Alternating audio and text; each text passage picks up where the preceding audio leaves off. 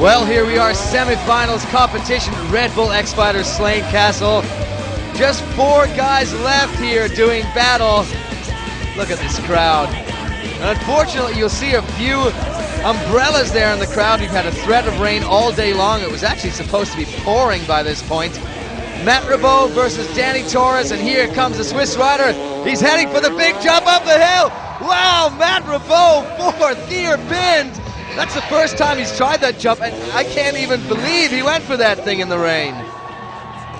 Well, Matt came back from injury in Mexico City and was very tentative in his riding, but he has been so impressive all week here at Slane. And just look at the way he's riding. He seems so dominant, back on top of the game. Of course, Matt is a former winner. Wow, beautiful underflip with a knack-knack. 1 foot going back over the seat.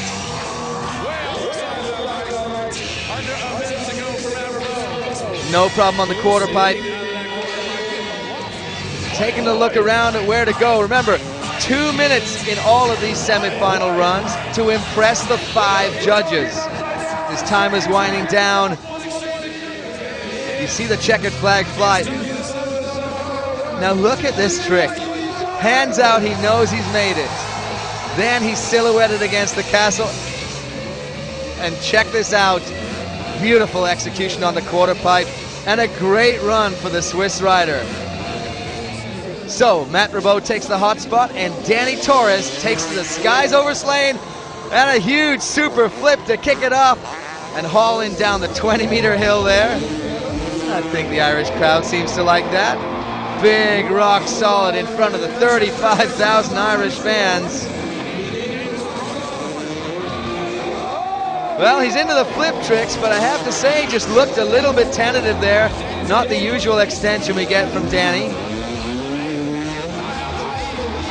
Oh, also missing the clicker flip there. Well, this is interesting.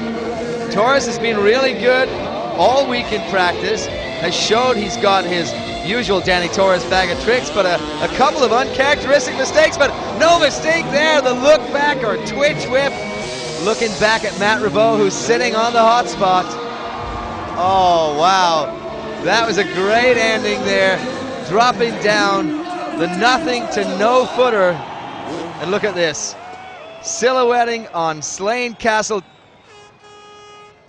But this trick, the cliffhanger to the nothing, and lands it no-handers, never checks the bars. But here's the thing, look at this. Doesn't do anything, it's just a normal backflip, and even Danny was shaking his head. Well, all up to the judges. And a big surprise, Ribot beats Danny Torres and will go through to the finals. Wow, quite a turn up there. Ribot beating Torres. But here in this semifinals, the newcomer to X-Fighters, Jeremy Lusk, gets to go up against the FMX legend, Travis Pastrana. And Lusk kicking it off with a little bit of a knack-knack backflip there. Maybe not as thrown out as we've seen it, but we see the rain really is starting to come down here at Slane Castle. The judges are all looking on, and they really have a tough job here. 2 minutes of riding to judge, and the riders have been riding so well all week long. It's hard to decide between them. Often you're looking for just the little mistakes. And speaking of little mistakes, they're not full extension on that seat grab flip. Wow, but a nice double rock solid, holding the back grabs of the bike, letting go, holding on again, letting go. There's so much happening in one trick. Even I'm getting confused here. Banging the drum, the traditional Bowerons here at Slane Castle. 20,000 of those drums in the audience. The checkered flag flies, and the rain starting to fall. And here we see that start, the big no-hander flip at the castle. And here the helicopter. And then he does a nice whip, but look at how much rain is falling, ladies and gentlemen. And the crowd getting under umbrellas. Wow, Travis Pastrana up at the castle. I can't believe he's riding in the rain. They have a choice. They don't have to do this, but Pastrana said, I'm gonna charge it. I'm gonna do a huge Indian air flip.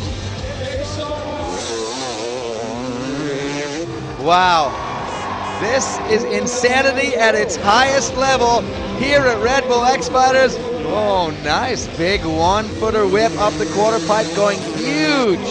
And this at 26 meters, the biggest jump in our FMX course. Travis having no problems so far. I can't believe he's not losing traction, because rain equals loss of traction equals less distance equals big, big danger. But Travis, as usual, is just charging the Red Bull X-Fighters course right now. So, can Pastrana take down Lusk and go to meet Rabot in the finals? Nice heel clicker, comes up once again to the quarter pipe, swings out the one-hander. There's Andy Bell, our head judge, looking on. I just keep looking at the raindrops and still cannot believe that Travis Pastrana is willing to go out there and go big up to the castle, but oh, a telling moment there. Pastrana went for the seat grab and was very tentative, just hung his legs off the back of the bike.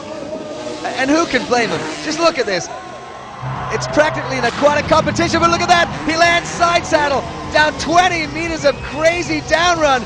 Travis Pastrana, one of the biggest things I've ever seen in freestyle. Here you see him on the quarter pipe.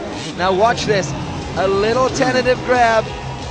But then he's like, no, I don't care. I'm just going to land side saddle and bump my way down the hill. Well, I got to tell you, I think this is an easy one for the judges. Let's see what they say. Well, it's our host, Lord Henry Mount Charles. He says Pastrana. Our head judge also says Pastrana, which means Travis goes through to meet Matt Rabot in the finals.